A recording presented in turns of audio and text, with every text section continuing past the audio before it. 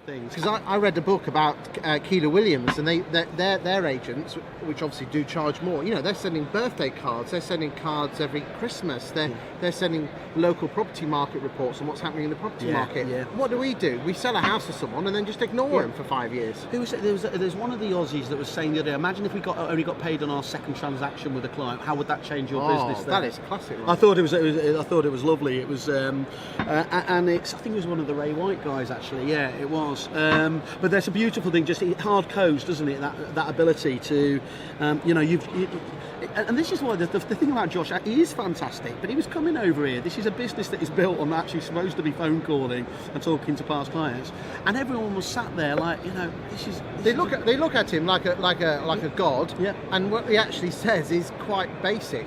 And that's always the best advice, isn't it? When it's basic and you ram that home, you know.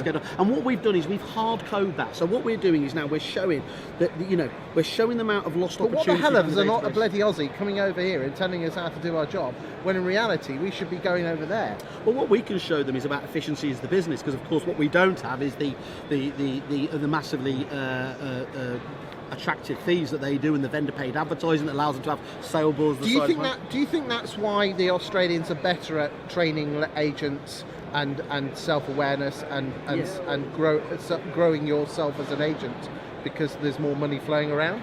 I do think, I definitely. The other thing is, I do think the auction process that they've got over there in those metropolises is just the most efficient and beautiful system. And one of the things, we spoke to one of our clients over there, and he says, look, don't get the idea that that this was always this way. They've spent 20 to 30 years educating the Melbourne market on the auction process. And what is that?